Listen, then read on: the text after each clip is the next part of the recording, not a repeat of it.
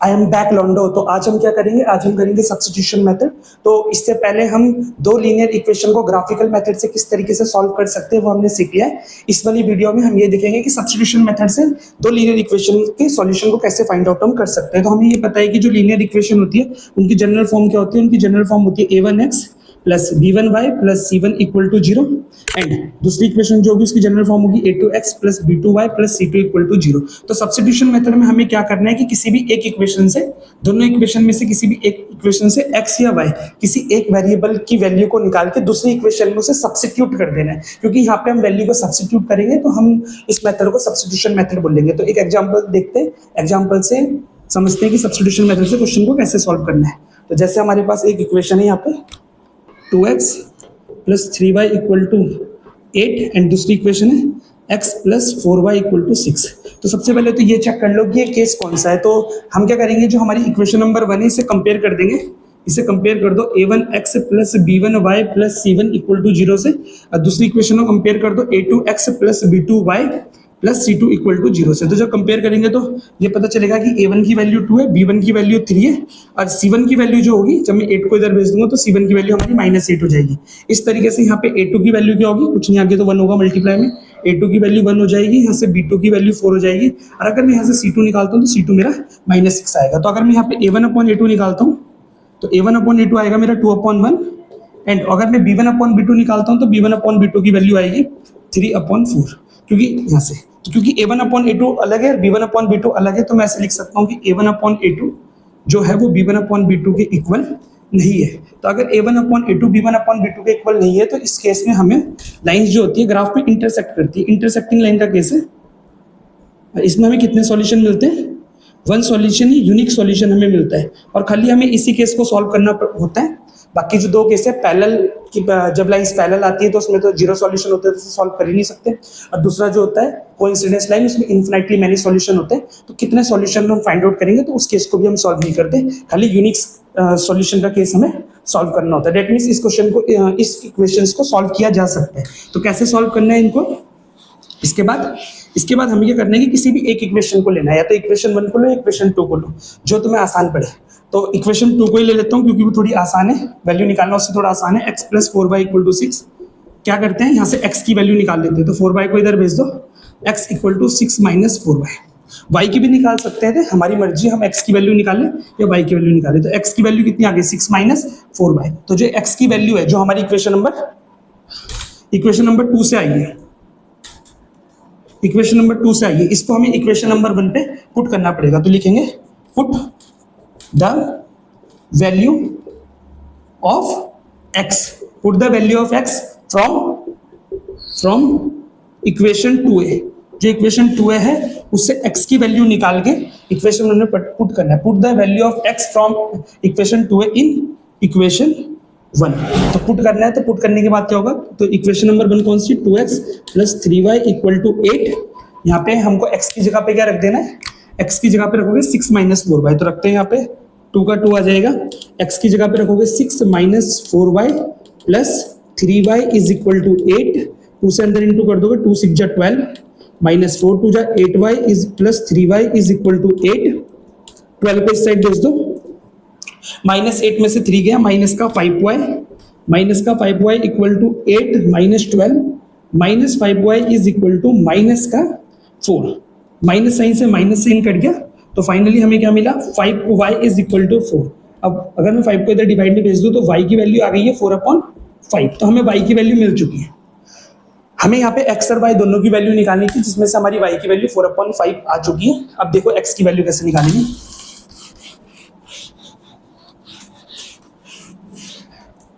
y की value हमारी आई थी 4/5। तो इस वैल्यू को क्या करना है, हमको इस वैल्यू को इस इक्वेशन नंबर 2a में y की जगह पे पुट कर देंगे तो हमें x मिल जाएगा। अब लिखेंगे यहाँ पे put the value of y in 2a। जो y की वैल्यू को 2a में पुट कर दो, तो x equal to 6 minus 4y, x equal to 6 minus 4, y की वैल्यू 4/5 यहाँ पे पुट कर दो, तो 6 माइनस 16/5, इसको सॉल्व कर लोगे तो 6 5 30, 30 में 16 गया 24, 24/5 ये हमारी x की वैल्यू आ गई। तो x की वैल्यू आई 24/5 एंड y की वैल्यू आई 4/5।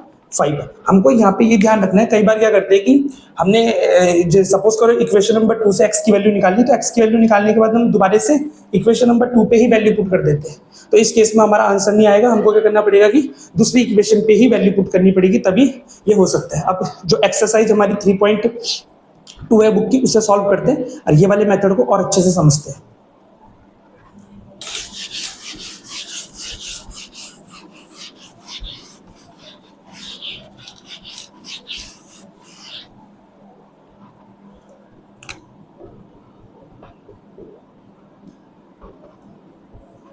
एक्सरसाइज 3.2 का जो क्वेश्चन नंबर 1 है उसमें क्या है, find the solution of the following equation by substitution method. तो हमको सॉल्यूशन फाइंड आउट करना है, वो भी सब्स्टिट्यूशन मेथड से। क्वेश्चन नंबर 1,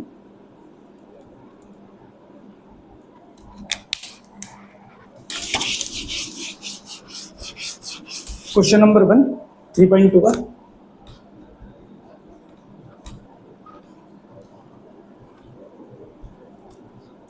क्वेश्चन नंबर 1 पे क्या बोल रहा है वो, find the solution by substitution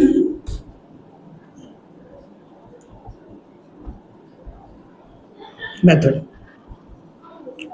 तो पहला पार्ट क्या दे रखा है हमको, x plus y equal to 14 and x minus y equal to 4।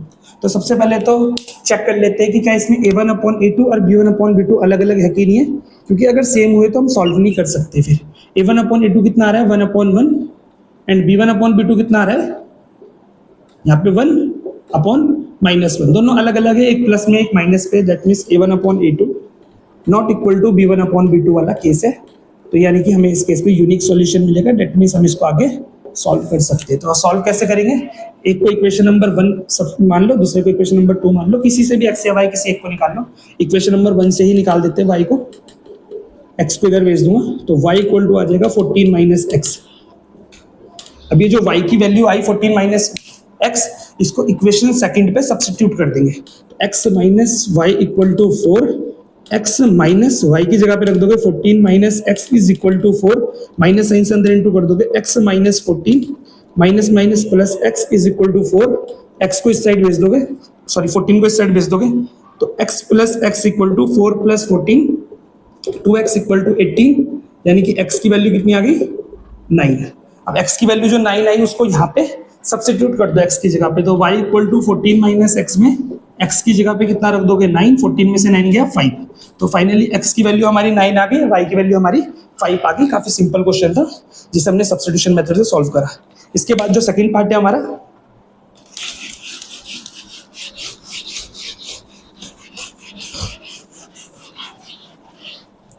Second part है वो है s minus t equal to 3, s minus t equal to 3 and s upon 3 plus t upon 2 equal to 6। तो इसमें देखा जाए तो एक equation तो नॉर्मल दे रखी है, बट दूसरी इक्वेशन में यहाँ पे हमें फ्रैक्शन देखने को मिल रही है, अपॉन में नंबर देखने को मिल रहे हैं। तो डायरेक्ट भी कर सकते हो सब्स्टिट्यूशन मेथड से, इक्वेशन 1 से s या t किसी एक को निकाल के दूसरे में सब्स्टिट्यूट करके सॉल्व करो, हो जाएगा। बट कई बार क्या होता है कि ऐसी फ्रैक्शन वाली वैल्यू में सॉल्व करने में दिक्कत आती है, तो तुम क्या कर सकते हो कि पहले थोड़ा सा इसको एलसीएम लेके सॉल्व कर दो। मतलब 2 की इंटू एस के साथ होगी 2s प्लस 3 की इंटू टी के साथ होगी 3t अपॉन में 3 2 6 हो जाएगा, फिर 6 को इधर भेज दोगे, नॉर्मल इक्वेशन बन जाएगी, फिर तुम इसको सॉल्व कर सकते हो। बट मैं इसको डायरेक्ट कर लेता हूँ क्योंकि ऐसे भी किया जा सकता है। तो मैं क्या करूँगा कि यहाँ से खैर यहाँ पे a1/a2 b1/b2 के इक्वल नहीं है, a1/a2 अगर मैं निकाल लूँ तो 1/1/3 आएगा, जबकि b1/b2 माइनस 1/1/2 आएगा। एक पॉजिटिव वैल्यू एक नेगेटिव वैल्यू कभी इक्वल हो ही नहीं सकती। तो यहाँ से मैं क्या करता हूँ कि s को निकाल लेता हूँ, t को इधर भेज देता हूँ, तो s इक्वल टू आ जाएगा 3 प्लस टी, जो s की वैल्यू 3 प्लस टी आई है उसे इक्वेशन 1 से निकाला है ना, तो 2 में पुट करो, 1 पे पुट कर दोगे तो फिर प्रॉब्लम हो जाएगी। कई बार क्या करते हैं कि हम वैल्यू निकालते हैं, इस जैसे फर्स्ट इक्वेशन से निकाली तो फर्स्ट में ही दोबारा पुट कर देंगे, ऐसा नहीं करना है। एक से निकाली है तो फिर दूसरी में हमें पुट करनी है वैल्यू को। तो s की वैल्यू आई है 3 प्लस टी, यहाँ पे s की जगह पे लिख दोगे 3 प्लस टी, बाकी वही रखना है, s की जगह पे 3 plus t upon 3 plus t upon 2 is equal to 6। अब क्रॉस में इंटू करोगे, 2 की इंटू यहाँ होगी, 2 3 जा 6, प्लस 2 की इंटू टी के साथ होगी 2t प्लस 3 की इंटू टी के साथ होगी 3t अपॉन पे 3 2 जा 6 इज इक्वल टू 6 को यहाँ मल्टीप्लाई भेज दो 6 प्लस 3 और 2 हो जाएगा 5t इज इक्वल टू 6 6 हो जाएगा 36 6 को इधर भेज दो 5t is equal to 36 minus 6 5t is equal to 30 हो गया 5 से 30 को उड़ा दिया तो t की वैल्यू हमारी आएगी 6 5 6 जा 30 यहाँ डिवाइड में लेके भी काट सकते थे तो t की वैल्यू हमारी कितनी आई 6 आई t की वैल्यू यहाँ पे 6 पुट कर दो तो 3 प्लस 6 s की वैल्यू कितनी आ जाएगी 9 कोई डाउट किसी को ठीक है काफी सिंपल क्वेश्चन था ये भी कर दिया ठीक है आसान क्वेश्चन है ठीक है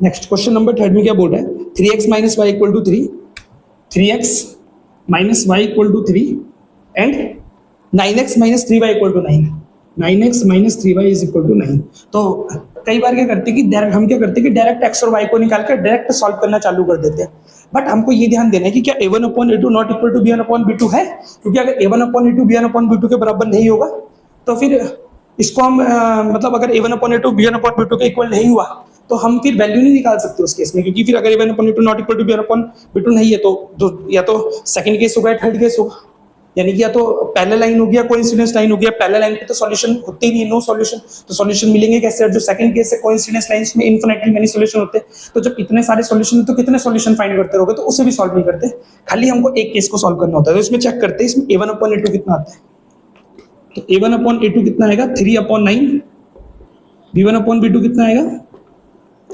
-1 upon -3 and c1 upon c2 कितना आएगा तो c1 निकालने के लिए 3 को इधर भेजोगे -3 9 को इधर भेजोगे -3 तुम ये भी देख सकते हो कि जो c1 और c2 है या तो इक्वल टू किसी साइड हो या इक्वल टू किसी साइड हो एक साइड होनी चाहिए तुमको ऐसा नहीं है कि इधर भेजना ही जो भी है इस साइड होगा तो डायरेक्ट तुम 3 अपॉन 9 भी कर सकते थे यहाँ पे तो यहाँ पे इसे काटूंगा तो 1 अपॉन 3 आ जाएगा माइनस से माइनस उठ जाएगा माइनस से माइनस उठ जाएगा तो a1 अपॉन a2 जो है वो 1 अपॉन 3 आ रहा है b1 अपॉन b2 भी 1 अपॉन 3 आ रहा है c1 अपॉन c2 भी 1 अपॉन 3 आ रहा है a1 upon a2 equal to b1 upon b2 is equal to c1 upon c2 ये कौन सा केस हो गया ये कौन सा केस हो गया कोइंसिडेंस लाइन कौन सा केस हो गया कोइंसिडेंस लाइन और कोइंसिडेंस लाइन में कितने सॉल्यूशन मिलते हैं इन्फिनिटली मैनी सॉल्यूशन अब तो इन्फिनिटली मैनी सॉल्यूशन है तो कितने सॉल्यूशन को फाइंड आउट करोगे ना तो इसमें एक भी सॉल्यूशन नहीं निकालना है अगर हम इसको सॉल्व करने लग जाते तो सॉल्व होता भी नहीं हमसे इसके बाद हमारा नेक्स्ट क्वेश्चन है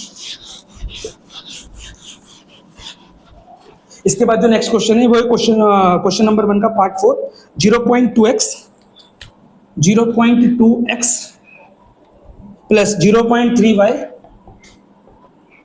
is equal to 1.3 and 0.4x plus 0.5y is equal to 2.3 तो यहाँ पे एक चीज नोटिस करो कोई बच्चे क्या करेंगे इन क्वेश्चंस को पॉइंट में ही सॉल्व करना चालू कर देंगे बट यहाँ पे क्या है यहाँ पे भी एक नंबर के बाद पॉइंट है पीछे से देखते हैं यहाँ पे भी एक नंबर के बाद पॉइंट है यहाँ पे भी एक नंबर के बाद पॉइंट है यहाँ पे भी एक नंबर के बाद पॉइंट है दैट मींस अगर मैं पूरी इक्वेशन में 10 से इंटू कर दूं तो पॉइंट यहाँ पे भी एक इधर खिसक जाएगा यहाँ पे भी इधर खिसक जाएगा यहाँ पे भी इधर खिसक जाएगा दैट मींस पॉइंट खत्म हो जाएगा ऐसे तो अगर मैं 10 से मल्टीप्लाई करता हूँ तो मुझे फाइनली पॉइंट हट के वैल्यू मिल जाएगी 2x plus 3y is equal to यहाँ से भी पॉइंट हटेगा क्योंकि 10 की मल्टीप्लाई यहाँ पे होगी 13 सेम तरीके से यहाँ पे भी देखा जाए एक नंबर के बाद पॉइंट एक नंबर के बाद पॉइंट एक नंबर के बाद पॉइंट है दैट मींस यहाँ पे भी 10 से इंटू कर सकता हूँ तो 10 से इंटू कर देंगे तो पॉइंट हट जाएगा तीनों का हो जाएगा 4x plus 5y is equal to 23 अब यहाँ पे अगर मैं a1 अपॉन a2 निकालता हूँ तो a1 अपॉन a2 जो आएगा वो आएगा 2 अपॉन 4 यानी कि 1 अपॉन 2 और अगर b1 अपॉन b2 निकालता हूँ तो वो कितना आएगा 3 अपॉन 5 तो जो a1 अपॉन a2 है 1 अपॉन 2 है b1 अपॉन b2 3 अपॉन 5 है a1 upon a2 b1 upon b2 के इक्वल नहीं है दोनों अलग अलग वैल्यू है तो यहाँ पे लिख दूंगा a1 upon a2 not equal to b1 upon b2 unique solution का केस है यानी कि इन इक्वेशंस को हमें सॉल्व करना पड़ेगा ठीक है तो सॉल्व कैसे करेंगे किसी भी एक इक्वेशन से x या y किसी को भी निकाल लो तो इस वाली इक्वेशन नंबर 1 जो है इससे y निकाल लेते हैं तो अगर मैं इससे y निकाल लूंगा तो इसको 2x को इधर भेज दूंगा तो मुझे क्या मिलेगा 3y equal to 13 minus 2x फिर 3 को डिवाइड में भेज दूंगा y equal to 13 minus 2x upon में 3 जो y की वैल्यू आई इक्वेशन नंबर 1 से आई तो इसी में पुट नहीं करना है दूसरी इक्वेशन में पुट करना है तो दूसरी इक्वेशन में वैल्यू पुट कर दो 4x की जगह 4x 5 y की वैल्यू पुट करनी है तो खाली y की जगह पे पूरी वैल्यू आ जाएगी तो y की जगह पे पूरी वैल्यू लिख दोगे 13 माइनस 2x अपॉन में 3 इज इक्वल टू 23 क्या कर सकते हैं, एलसीएम लेके सॉल्व कर लो। 3 × 3, 3 की इंटू यहाँ हो जाएगी 3 × 4 = 12x प्लस 1 की इंटू इसके साथ होगी 5 ही आएगा, 5 की इंटू साथ अंदर भी कर दो, 13 × 5 = 65 minus 13 × 5 = 65 and 5 × 2 = 10x is equal to 23। 3 को इधर मल्टीप्लाई भेज दिया और 12x में से 10x गया 2x plus 65 is equal to 23, 3 × 69, 65 को इस साइड भेज दो, 2x इक्वल टू 69 माइनस 65 ये आ गया 4, यानी कि 2x इक्वल टू 4 आ गया। और 2 से 4 को काट दोगे तो x की वैल्यू कितनी आ जाएगी, x की वैल्यू आ जाएगी 2। कोई दिक्कत। अब x की वैल्यू जो 2 आई हुई ये y पे पुट कर दो, तो x की वैल्यू 2 अगर मैं यहाँ पे रखता हूँ तो 13 - 2 × 2/3 यानी कि 13 - 4/3 यानी कि 9/3, और इससे ये काट दिया तो 3, तो x की वैल्यू कितनी आ गई 3, x की वैल्यू 3 आ गई। तो सॉरी y, ये y चल रहा था, y की वैल्यू 3 आ गई और x की वैल्यू हमारी 2 आ गई। ये वाला क्वेश्चन भी हमारा हो गया, ठीक।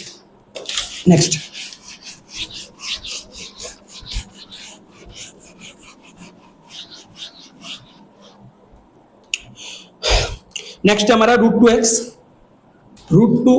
Plus √3y is equal to 0 and √3x minus √8y is equal to 0। अच्छा, इसे कंपेयर करो जरा, a1x plus b1y plus c1 equal to 0, इससे कंपेयर करो तो तुम सामने से देख सकते हो कि यहाँ पे c1 कोई कांस्टेंट टर्म है ही नहीं। c1 अगर 0 को इस साइड भेजूंगा तो यहाँ पे 0 ही तो होगा, प्लस 0 लिख देता हूँ, यहाँ पे प्लस 0 लिख देता हूँ, तो c1 कितना है, c1 हमारा 0 है। और इससे अगर कंपेयर करूँ a2x plus b2y plus c2 equal to 0 से, तो c2 भी 0 है। और ऐसे क्वेश्चन जिसमें c1 भी 0 और c2 भी 0 हो, ध्यान से देख लेना, ऐसा क्वेश्चन जिसमें c1 भी 0 और c2 भी 0, तो वो वाली जो लाइन का जो सॉल्यूशन होता है वो ओरिजिन होता है। दैट मींस इसमें x की वैल्यू भी 0 आएगी और y की वैल्यू भी 0 आएगी, तो सॉल्यूशन हमारा होगा वो ओरिजिन होगा जब c1 भी 0 हो और c2 भी 0। 100% श्योर है कि जब अगर c1 भी 0 हो जाए c2 भी 0 हो जाए तो जो सॉल्यूशन होता है दोनों इक्वेशन का वो ओरिजिन होता है, और ओरिजिन में x की वैल्यू भी 0 होती है और y की वैल्यू भी 0 होती है। दैट मींस हमारा आंसर ये आएगा। डायरेक्ट भी देख सकते हैं इसको। अब अगर मैं क्या करूँ, इसको सॉल्व करके दिखाऊं कि सॉल्व करके कैसे आ रहा है 0, तो पहले देख लो क्या है, a1/a2 not equal to b1/b2 है कि नहीं। तो a1/a2 जो है वो √2/√3 आएगा, और जो b1/b2 है वो √3/-√8 आएगा। दैट मींस एक पॉजिटिव वैल्यू हो गई, एक नेगेटिव वैल्यू हो गई, तो पॉजिटिव नेगेटिव के तो इक्वल हो नहीं सकता, यानी कि a1/a2 not equal to b1/b2 यहाँ पे होगा हमारा, यानी कि हम इस केस को सॉल्व कर सकते हैं। तो कैसे करेंगे solve, √2x plus √3y is equal to 0, √2x को इस साइड भेज दो, √3y is equal to minus का √2x, √3 को डिवाइड में भेज दो, y इक्वल टू माइनस का √2x अपॉन में √3। जो y की ये वैल्यू आई वो दूसरी इक्वेशन पे y की जगह पे सब्स्टिट्यूट कर दो, यहाँ पे √3x माइनस √8 y की जगह पे लिख दोगे माइनस का √2x अपॉन में √3, √3 इज इक्वल टू 0। सॉल्व कर लो इसको, √3 की इंटू √3 के साथ होगी 3x माइनस माइनस हो जाएगा प्लस √8 इंटू √16 अपॉन में √3 इज इक्वल टू 0। इसको इधर भेज दो, 0 के साथ इंटू होगी, पूरा 0 बन जाएगा, 16 का स्क्वायर रूट 4 बाहर आ जाएगा, तो 3x plus 4x is equal to, ये इधर जाके 0 बन गया पूरा 4, क्योंकि 0 के इंटू किसी के साथ तो 0 आता है ना, तो √3 के इंटू 0 के साथ होगा तो 0 बन जाएगा, 4 और 3 हो जाएगा 7x इज इक्वल टू 0। 7 को इधर डिवाइड में भेज दोगे, x की वैल्यू फाइनली हमारी 0 आ जाएगी। और अगर मैं यहाँ पे x की वैल्यू 0 पुट करता हूँ तो माइनस √2 इंटू 0 अपॉन में √3, 0 के इंटू किसके साथ भी करो 0 अपॉन में √3, 0 को किसी भी डिवाइड करो 0, तो y भी हमारा 0 आ गया। तो x भी 0 और y भी 0 आने ही था वो, क्योंकि c1 c2 दोनों हमारे 0 हो गए थे, ठीक है।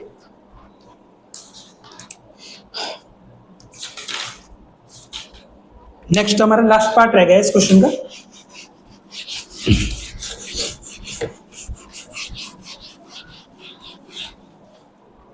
इसमें क्या दे रखा है, 3x/2 minus 5y/3 is equal to -2 and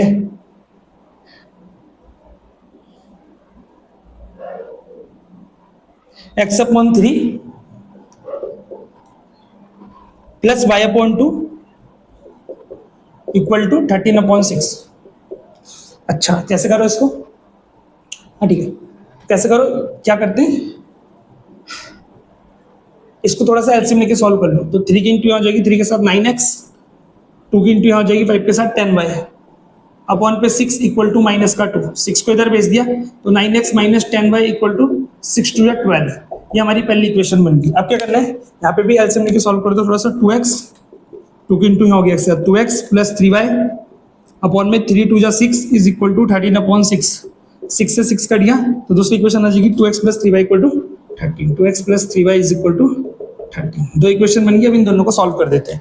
कैसे सॉल्व करना है, 10y को इधर भेज दो यहाँ पे, तो क्या मिल जाएगा 9x equal to minus 12 plus 10y। 9 को डिवाइड भेज दो, x equal to minus 12 plus 10y upon पे 9। अब ये जो x की वैल्यू आई ये इससे निकाली है तो इसमें पुट कर दो दूसरी वैल्यू में, तो इधर मैं पुट कर लेता हूँ 2x plus 3y equal to 13 में x की जगह पे क्या रखना है, माइनस का 12 प्लस 10y अपॉन पे 9 plus 3y is equal to 13। 2 से अंदर इंटू कर दो, माइनस 24 प्लस 2 10 जा 20y, इसके अपॉन में 1 लेके एलसीएम लेके सॉल्व करो तो 1 की इंटू यहाँ होगी, कोई फर्क नहीं पड़ेगा। 9 की इंटू यहाँ हो जाएगी, 9 3 जा 27y अपॉन में 9 इज इक्वल टू 13। 9 को इधर इंटू में भेज दो तो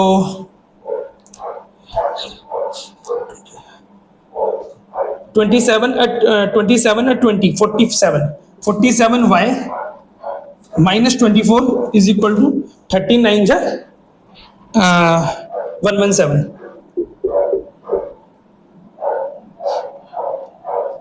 47 is equal to 117 plus 24 74 add करेंगे इन दोनों को क्योंकि माइनस वाला जाके प्लस का हो गया। 7 4 11 हासिल हुई 2 3 1 4 141 47y 47 से 141 को काटा 3 बार कट गया, y की वैल्यू आ गई 3। y की वैल्यू कितनी आ गई 3। अब y की वैल्यू यहाँ पे अगर भी पुट कर दूं माइनस 12 प्लस 10 इंटू 3 30 अपॉन में 9, 30 में से 12 गया 18 अपॉन में 9, इससे काटा तो x की वैल्यू कितनी आ गई, x की वैल्यू आ गई हमारी 2, तो इसमें x2 आ गया और y 3 आ गया। तो ये क्वेश्चन नंबर 1 हमारा 3.2 एक्सरसाइज का कंप्लीट हो गया। इसके बाद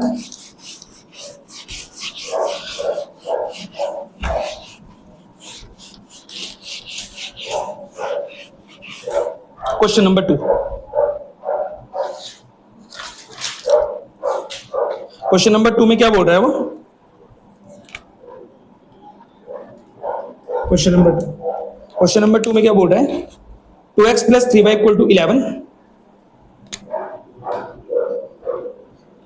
11 and 2x minus 4y equal to minus का 24। 2x minus 4y equal to minus का 24। ये दो इक्वेशन हमें दे रखी है, हमें m की वैल्यू फाइंड करनी है। Find the value of m, हमें m की वैल्यू फाइंड आउट करनी है if y equal to mx plus 3। y equal to mx plus 3, यदि y equal to mx plus 3 होगा तो y की m की वैल्यू क्या होगी निकालना है। तो पहले तो इन दोनों इक्वेशन को सॉल्व कर लेते हैं बाय द सब्स्टिट्यूशन मेथड। इससे सॉल्व करके हमको x और y की वैल्यू मिल जाएगी। जो x और y की वैल्यू होगी उसको यहाँ पे पुट कर देंगे, सॉल्व करेंगे, m निकल जाएगा। काफी सिंपल क्वेश्चन है। तो कैसे करेंगे, पहले तो सब्स्टिट्यूशन मेथड से इनको सॉल्व करना है। तो फटाफट से चेक कर लो, a1 अपॉन a2 1 आएगा, 2 अपॉन 2 1, b1 अपॉन b2 आएगा 3 upon minus 4, a1 upon a2 not equal to b1 upon b2। Unique solution solve करना पड़ेगा। तो सबसे पहले किसी भी इक्वेशन से x या y किसी एक वेरिएबल को सब्स्टिट्यूट कर दो। तो जो पहली वाली इक्वेशन है उससे मैं y को सब्स्टिट्यूट कर देता हूं, तो x को इधर भेज दूंगा 3y equal to 11 minus 2x upon में 3 को इधर भेज दूंगा तो y की वैल्यू आ जाएगी 11 माइनस 2x अपॉन में 3। ये हमने इस वाली इक्वेशन को सॉल्व करा। तो 2y को इधर भेजा, माइनस को 2x को इधर भेजा, माइनस का हो गया 2x और 3 को डिवाइड में भेज दिया यहाँ पे, तो y आ गया 11 माइनस 2x अपॉन में 3। अब इसी इक्वेशन में दोबारा पुट मत कर देना, गड़बड़ हो जाएगा। जो दूसरी इक्वेशन है वहां पे पुट करो, यहाँ पे वैल्यू पुट कर दो दूसरी इक्वेशन में। तो दूसरी इक्वेशन क्या है, 2x minus 4y is equal to minus का 24। यहाँ पे y की जगह पे ये पुट कर दो 2x माइनस 4, y की वैल्यू कितनी है 11 माइनस 2x अपॉन में 3 इज इक्वल टू माइनस का 24। 2x के अपॉन में 1 ले लो, एलसीएम लेके सॉल्व कर लो। 3 1 जा 3, 3 की इंटू हो जाएगी 3 2 जा 6x, 1 की इंटू होगी माइनस 4, 4 से अंदर इंटू कर देना, साथ साथ 11 4 जा 44 माइनस माइनस प्लस 4 2 जा 8x is equal to minus का 24। 3 को इधर भेज दोगे इंटू में, साथ में ये भी प्लस का है, 6x भी प्लस का, यहाँ होगा साइन, यहाँ नहीं होगा, पिच साइन देखने लग गया। तो 8x का साइन भी प्लस है, 6x का साइन भी प्लस है, प्लस प्लस प्लस 8 से 6 प्लस हो गया 14x माइनस 44। तब तक 3 को इधर भेज दिया माइनस 72, 44 को इधर भेज दिया 14x इक्वल टू माइनस का 72 प्लस का 44, इसको सॉल्व करा माइनस का 28 इक्वल टू 14x, 14 से 28 को उड़ाया, x की वैल्यू आ गई -2। x की वैल्यू कितनी आ गई -2। अब x की वैल्यू यहाँ पे पुट करो y में, y equal to 11 - 2 into -2 upon में 3, क्योंकि x की वैल्यू -2 है तो x की वैल्यू पुट कर दी। 11 प्लस माइनस माइनस प्लस 2 2 जा 4 अपॉन पे 3, ये 11 और 4 को ऐड करा 15 अपॉन में 3, 3 से 15 को काटा 5 बार, तो y की वैल्यू कितनी आ गई 5। अब ये वाली जो इक्वेशन है इसमें y और x की जगह पे -2 और y की जगह पे 5 दोनों को पुट कर तो हमें x मिलेगा। करते हैं जरा इसको, पहले इसको मिटा देता हूं।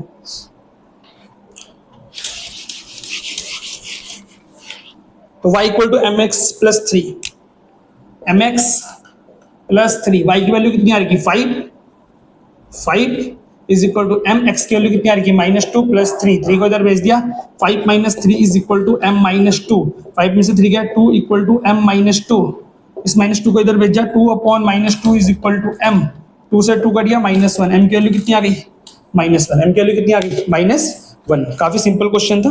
तो क्वेश्चन नंबर 2 भी कंप्लीट हो गया। इसके बाद question number 3।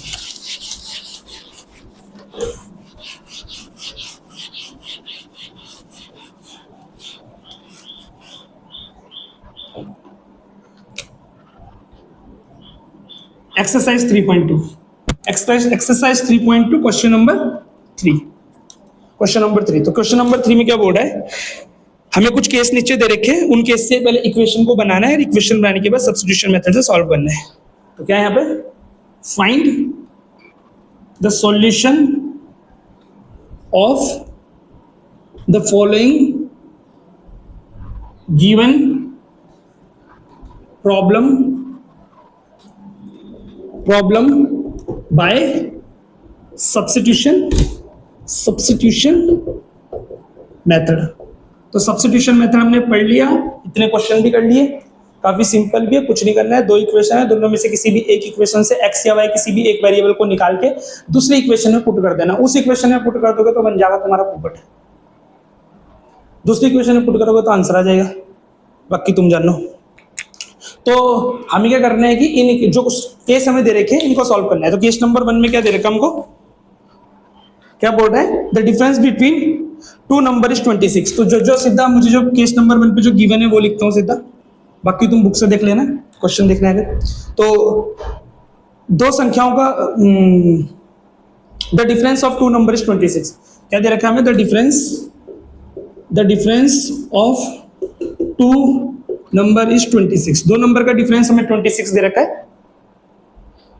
And one number is the 3 times of the second number, एक जो नंबर है वो दूसरे नंबर का 3 टाइम है। वन नंबर 1 कोई सा भी जो हमारा नंबर 1 होगा is equal to 3 time of the number 2, जो नंबर 1 है वो नंबर 2 का कितने टाइम है, 3 टाइम है। नेक्स्ट हमें क्या करना है, नंबर्स को फाइंड आउट करना है। तो ऐसे क्वेश्चंस को करने का सबसे आसान तरीका ये होता है कि जिसको तुम्हें फाइंड आउट करना है उसी को कुछ मान लो, या तो x मान लो, y मान लो, या तो क्या करना है हमको, ऐसे कोई से भी क्वेश्चन है उनको करने का तरीका ये होता है कि जिसको हमें फाइंड आउट करना है उसी को कुछ मान लो। तो यहाँ पे हमें 2 नंबर्स फाइंड आउट करने हैं, तो एक नंबर को x मान लेंगे, एक नंबर को x मान लेंगे। लेट द नंबर 1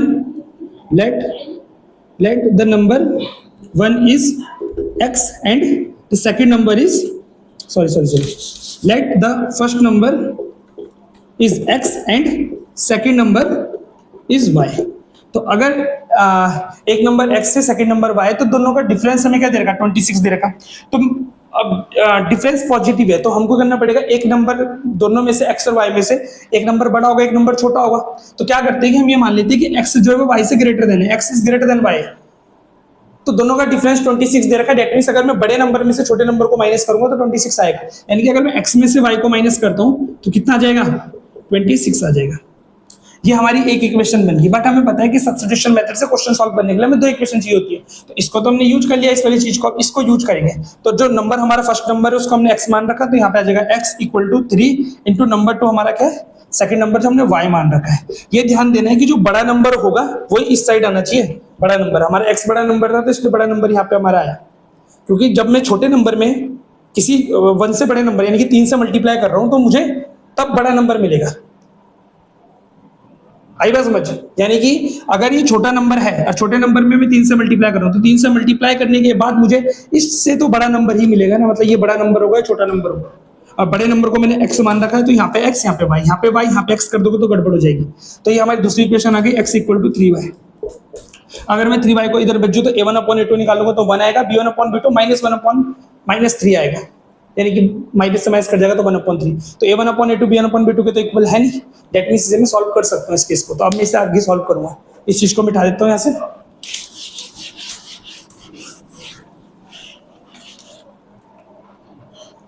तो x minus y equal to 26 और x की वैल्यू कितनी है 3y। कुछ नहीं करना, x हमें 3y के इक्वल दे रखा है, सीधा इसको यहाँ पे सब्स्टिट्यूट कर दो, x की जगह पे 3y minus y equal to 26। 3y में से एक y गया, 2y इक्वल टू 26, 2 से 26 को उड़ा दिया, y की वैल्यू आ गई 13।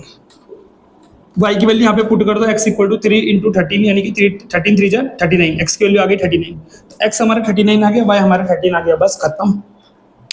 नेक्स्ट सेकंड पार्ट क्या है इसके बाद, काफी सिंपल है। तो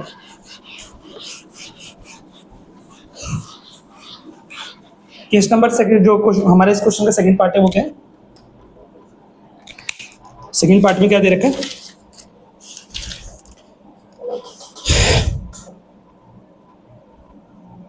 यहाँ पे दे रखा है कि 2 सप्लीमेंट्री एंगल है एंड जो एक सप्लीमेंट्री एंगल है वो दूसरे सप्लीमेंट्री एंगल से 18 ज्यादा है, तो हमें दोनों एंगल्स को फाइंड आउट करना है। क्या दे रखा है हमको,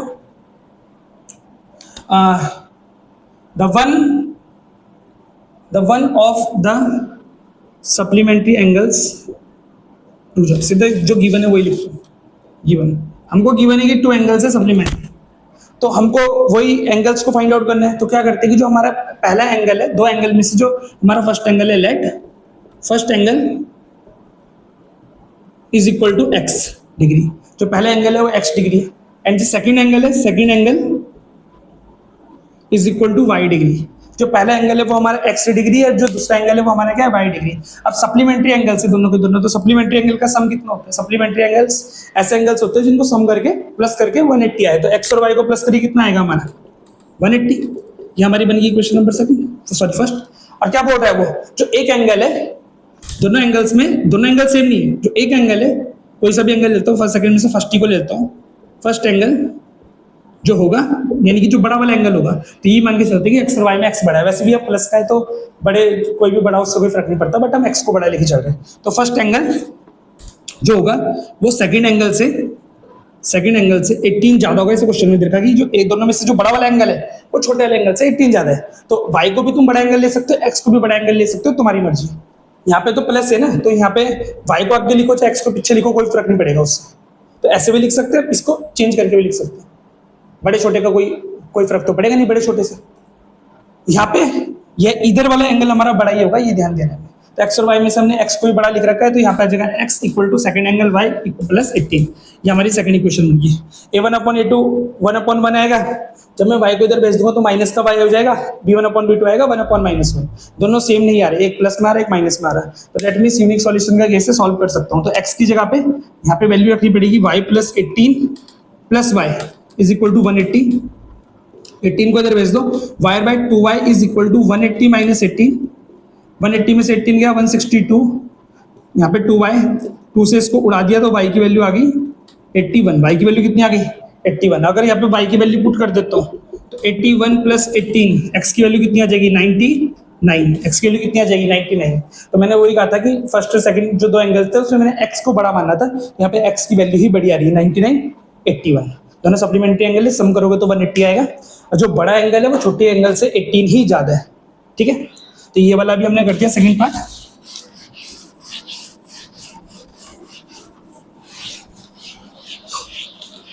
नेक्स्ट पार्ट कौन सा है,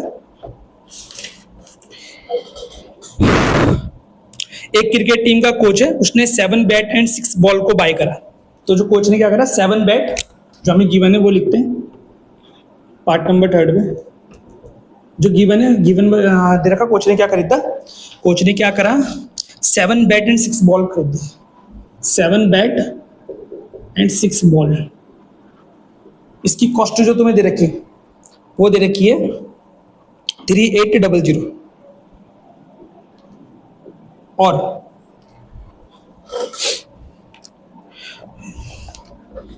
3 बैट एंड 5 बॉल, 3 बैट, फिर उसने क्या करा, पहले तो 7 बैट 6 बॉल खरीदी कोच ने, 3800 की आई, उसने 3 बैट और 5 बॉल्स और खरीदी।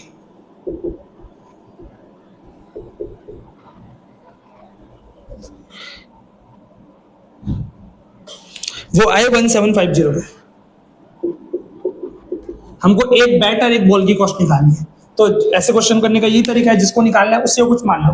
तो let the cost of one bat, एक बैट की जो कॉस्ट है उसे मैंने x रुपीज मान लिया, and the cost of one ball, जो एक बॉल की कॉस्ट है उसे मैंने मान लिया y रुपीज। बैट की कॉस्ट को मान लिया x रुपए, y की बॉल की कॉस्ट मान लिया y रुपीज। तो इस बार यहाँ पे देखो 7, अगर एक बैट की कॉस्ट x रुपीज है तो 7 बैट की कॉस्ट कितनी हो जाएगी 7x, प्लस अगर एक बॉल की कॉस्ट y रुपये है तो 6 बॉल की कॉस्ट कितनी हो जाएगी 6y इज इक्वल टू 3800। ठीक है। अच्छा, यहाँ पे देखा जाए तो तीन बैट की कॉस्ट कितनी है, एक बैट की कॉस्ट है x, तो 3 बैट की कितनी हो जाएगी 3x, प्लस इसी तरीके से एक बॉल की कॉस्ट y है तो 5y इज इक्वल टू 1750। ये हमारी दो इक्वेशन बन गई। अब इन दोनों इक्वेशन को बाय द सब्स्टिट्यूशन मेथड में सॉल्व कर लेंगे, आंसर आ जाएगा a1/a2 यहाँ पे 7/3 आएगा, b1/b2 6/5 आएगा। दोनों अलग अलग आ रहे हैं तो यूनिक सॉल्यूशन का केस है, सॉल्व कर सकते हैं इसको आगे। तो क्या करो, किसी भी इक्वेशन से x या y को निकाल लो। तो जो इक्वेशन नंबर, जो ऊपर इक्वेशन लिख रखी है इक्वेशन नंबर 1 मान लेता हूँ इसको, इससे मैं y निकाल लेता हूँ। तो 7x को इधर भेज दिया, 6y equal to 3800 minus 7x, 6 को डिवाइडेड भेज दिया, y equal to 3800 minus 7x upon 6। ये आ गई y की वैल्यू। अब y की वाली वैल्यू यहाँ पे पुट कर दो दूसरी इक्वेशन में, 3x plus 5, 3800 minus 7x upon 6 equal to 1750 यहाँ पे सॉरी। ठीक है। अच्छा, अब क्या करो, यहाँ 5 से अंदर इंटू करो, साथ में एलसीएम लेके भी सॉल्व करते रहो साथ साथ। तो 6 इंटू 3 के साथ होगी 18x, यहाँ पे कर रहा हूँ सॉल्व, 18x प्लस 1 5 जा 5, 5 की इंटू अंदर हो जाएगी, तो 5 की इंटू यहाँ पे होगी, यहाँ होगी, तो कितना आएगा 0 0 8 5 जा 40 करेगा 4, 5 3 15 और 4 19। तो ये आ गया तुम्हारा 19,000। ठीक है। 5 की इंटू 7 के साथ होगी 35x, साथ में जो 6 जो होगा पूरे के डिवाइड में चल जाएगा, इसको इधर इंटू में भेज देता हूँ साथ में 0, 6 की इंटू यहाँ हो जाएगी 6 5 30 कैरी गया 3, 42 45 कैरी गया 4, 6 6 5 10, 35 में से 18 गया माइनस का 17x इक्वल टू 10500 माइनस का 19,000, माइनस का 17x इक्वल टू, इसे माइनस कर दोगे बड़ा का साइन आएगा, माइनस करा 0 में 0 गया 0, 0 में 0 गया 0, 10 में से 5 गया 4, 4 में 0 में से 0 गया 0, 0 में 0 गया 0, ऐसे सीधा 88,500 आएगा। माइनस से माइनस काटा 7 5 जा 85, x की वैल्यू आएगी 500। x की वैल्यू कितनी आएगी 500। अब x के लिए यहाँ पे 500 पुट कर दो, पहले से बिठाए तो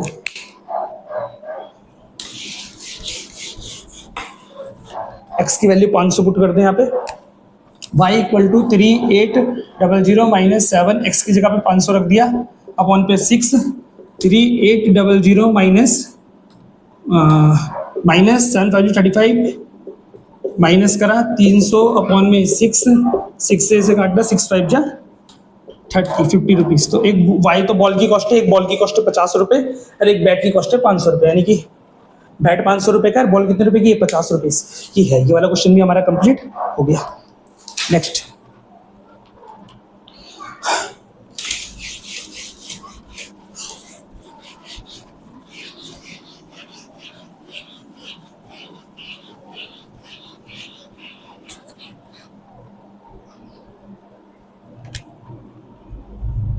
फोर, क्या बोल रहा है वो,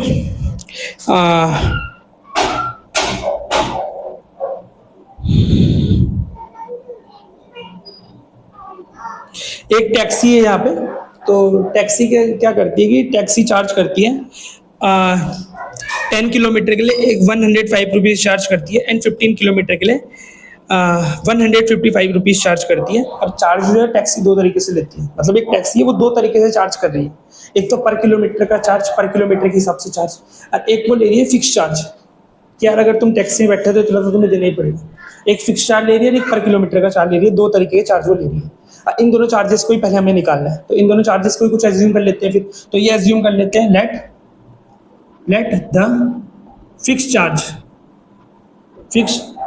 द फिक्स चार्ज जो फिक्स चार्ज है उसको हमने मान लिया x rupees and the charge of पर किलोमीटर का जो चार्ज है उसे मैंने मान लिया y रुपीज। पर किलोमीटर के चार्ज को कितना मान लिया, y रुपीज मान लिया। अब क्या दे रखा है इस क्वेश्चन में, ये दे रखा है कि एक बंदा है वो 10 किलोमीटर चला गया, 10 किलोमीटर चला, उसने 105 रुपए दिए।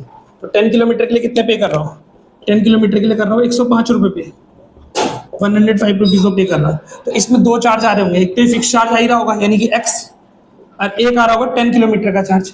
1 किलोमीटर का चार्ज कितना है, y रुपी, तो 10 किलोमीटर का चार्ज कितना हो गया 10y, और टोटल पैसे उसे कितने देने पड़े 105। तो ये बन गया हमारी इक्वेशन नंबर 1।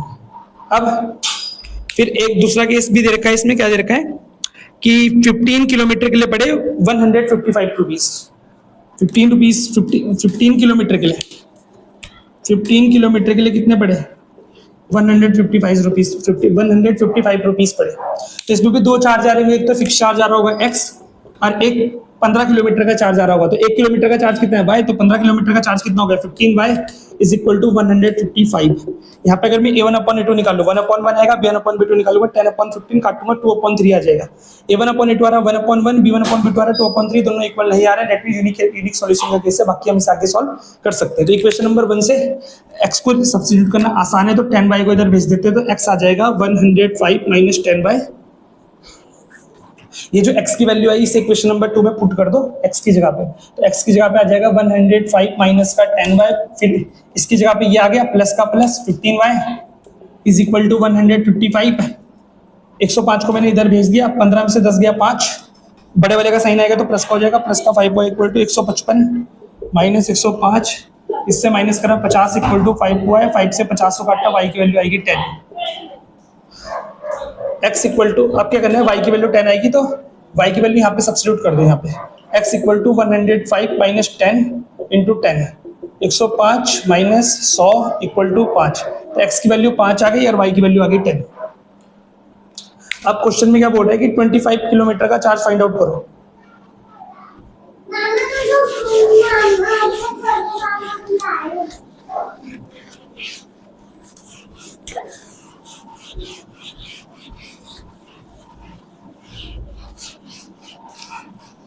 क्वेश्चन में पूछ रखा कि 25 किलोमीटर का चार्ज कितना होगा, कि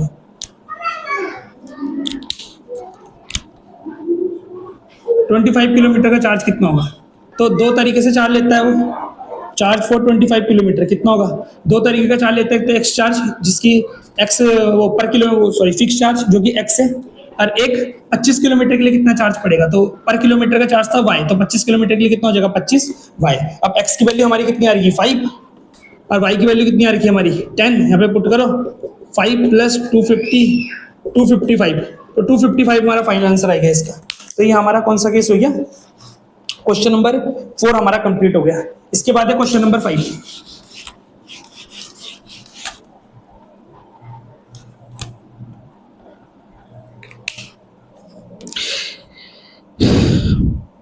बोल रहा है कि एक फ्रैक्शन हमें फाइंड आउट करनी है, तो फ्रैक्शन में क्या पहले हम क्या मान लेते हैं, जो फाइंड आउट करना है उसे कुछ मान लेते हैं। तो ये मान लेते हैं कि जो फ्रैक्शन है वो हमारी x अपॉन y है, जिसमें x हमारा न्यूमरेटर हो गया, d हमारा डिनोमिनेटर हो गया। एक फ्रैक्शन को मैंने मान लिया let the fraction is x upon y, जिसमें x हमारा न्यूमरेटर है, y हमारा क्या हो गया डिनोमिनेटर। अब क्या बोल रहा है वो बोल रहा है कि न्यूमरेटर और डिनोमिनेटर में दोनों में 2 ऐड कर देना है। कि अगर हम क्या कर देते हैं कि न्यूमरेटर और डिनोमिनेटर में दोनों में क्या कर देते हैं, दोनों में 2 ऐड कर देते हैं, तो फ्रैक्शन हमारी 9/11 हो जाएगी। तो न्यूमरेटर में भी 2 ऐड कर दो एन पे, और डिनोमिनेटर में भी 2 ऐड कर दो, तो फ्रैक्शन जो होगी हमारी 9/11 हो जाएगी। यहाँ पे क्रॉस मल्टीप्लाई करके सॉल्व करेंगे तो 11 की इंटू यहाँ होगी, 11 इंटू एक्स हो जाएगा 11x, 11 इंटू 2 हो जाएगा 22 इक्वल टू 9 इंटू वाई हो जाएगा 9y प्लस 9 2 जा 18, 9y को इधर भेज दिया, 22 को इधर भेज दिया, 11x minus 9y equal to 18 minus 22, 11x minus 9y is equal to -4। ये बन गई फर्स्ट इक्वेशन। अब क्या करना है, सेकंड केस में क्या बोल रहा है,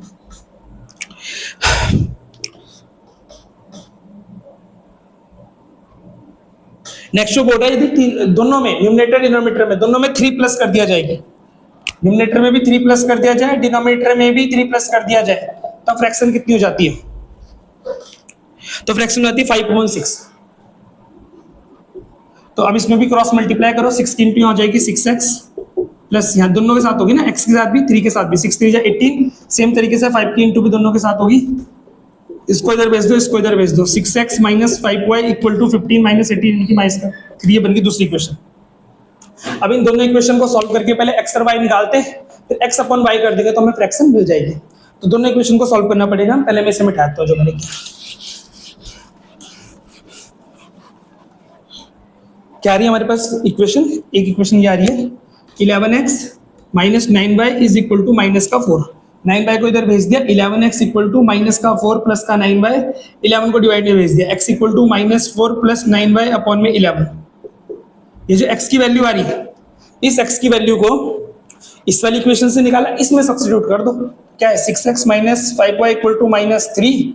6x की जगह पे ये रख दो, minus 4 plus 9y upon 11 minus का 5y इक्वल टू माइनस का 3। 5y का अपॉन 1 ले लो, 6 से अंदर इंटू भी करूंगा, ऐसे क्रॉस में सॉल्व भी करूंगा, एलसीएम लेके जैसे करते हैं। तो 6 की इंटू 4 के साथ होगी माइनस 24, फिर 1 से भी इंटू होगी तो माइनस 24 ही आएगा। 9 6 जा 54, 1 से इंटू होगी तो 54y ही आएगा। 11 5 जा 55y अपॉन पे 11 1 जा 11 इक्वल टू माइनस का 3। क्या करता हूँ, 11 को इधर डिवाइड से इधर इंटू में भेज दूंगा, तो 11 के इंटू 3 के साथ होगी 11 3 जा 33। अब 24 को इस साइड भेज दूंगा, 55 माइनस का, ये प्लस का, माइनस प्लस माइनस 55 में से 54 गया, माइनस का y इक्वल टू माइनस का 3 प्लस का 24। इससे माइनस करा, माइनस का 11 आ गया, सॉरी माइनस का 9 आ गया। तो माइनस से माइनस काटा, y की वैल्यू आ गई 9। अब y की वैल्यू यहाँ पे 9 पुट कर देता हूँ, माइनस 4 प्लस 9 इंटू 9 अपॉन में 11। 9 9 जा 81, 81 में से 4 गया 77 अपॉन में 11, 11 में से 77 काटा 7। तो x की वैल्यू कितनी आ रही है? 7, और y की वैल्यू कितनी आ रही है? 9। x अपॉन y कितना हो जाएगा? x अपॉन y हो जाएगा 7 अपॉन पे 9। तो ये हमारा इसका आंसर आ गया 7 अपॉन पे 9।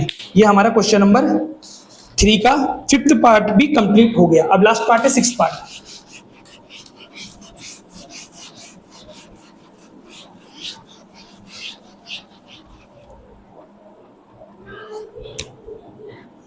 सिक्स पार्ट क्या बोल रहा हूँ? 6th पार्ट में, 6th पार्ट में बोल रहा हूँ हमें फाइंड करना है, एक जैकोब है, एक जैकोब का सन है। तो जैकोब एंड जैकोब के सन की हमको प्रेजेंट एज फाइंड आउट करनी है। तो जो फाइंड आउट करना होता है उसी को कुछ मान लेते हैं। ये इन क्वेश्चन करने की टेक्निक है। Let the age of Jacob, Jacob की जो एज हमने मान ली x year, x Jacob x साल का है, and the age of his son, जो उसके बेटे की एज है वो हमने मान ली y ईयर, उसका बेटा जो है y साल का है। जैकोब x साल का है, उसका बेटा y साल का है, ठीक है। तो अब क्या बोल रहा है वो 5 ईयर लेटर, कब की स्टोरी पूछ रहा, कब की स्टोरी बता रहा, 5 ईयर लेटर, 5 साल बाद। 5 ईयर लेटर यानी कि 5 साल बाद। तो 5 साल बाद जैकोब की एज कितनी हो जाएगी? एज ऑफ जैकोब, अभी जैकोब x साल का है, तो 5 साल बाद कितने साल का होगा? x plus 5। And age of he son, उसका सन कितने साल का हो जाएगा? 5 साल बाद। अभी y साल का है तो 5 साल बाद हो जाएगा y प्लस 5। अब क्या बोल रहा,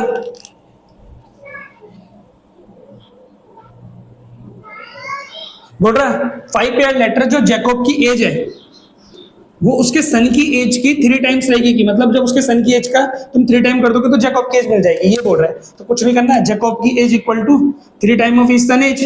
तो जैकोब की एज रख दो x plus 5 is equal to 3, जिसको उनके सन की एज रख दो y प्लस 5, 3 से इंटू कर दो 3y प्लस 5 3 जा 15, यहाँ पे आ जाएगा x प्लस 5, 3 को इधर भेज दो 5 को इधर भेज दो, x minus 3y equal to 15 minus 5, यानी कि x minus 3y equal to 10। ये बन गई हमारी इक्वेशन नंबर 1।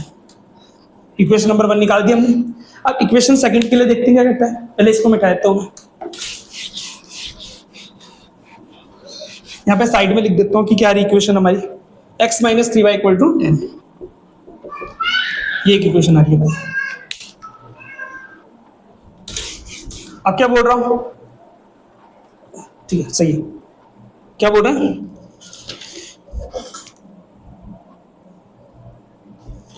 अब बोला 5 ईयर बिफोर। तो 5 ईयर बिफोर क्या होगा? 5 साल पहले, 5 year ago, 5 year ago, 5 year ago Jacob की एज कितनी होगी? एज ऑफ जैकोब अगर अभी जैकब एक्स साल का है तो 5 साल पहले 5 एज उसकी कम रही होगी ना 5 साल, तो 5 साल पहले का होगा एक्स माइनस 5 ईयर का। वैसे उसका सन क्या रहा होगा, एज ऑफ हिज सन, उसका सन कितने साल का रहा होगा, उसका सन अभी 22 साल का है तो 5 साल पहले रहा होगा वाई माइनस 5 ईयर का। ठीक है, अच्छा बोला 5 साल पहले क्या आता है कि 5 year before the age of Jacob is 7 time of his son. जो जैकब की एज थी वो उसके सन की एज की कितनी टाइम्स थी, 7 टाइम्स थी। यानी कि अभी अब इस वाले केस में सब 5 साल पहले जो एज ऑफ जैकब है, age of Jacob is equal to 7 time of age of his sun.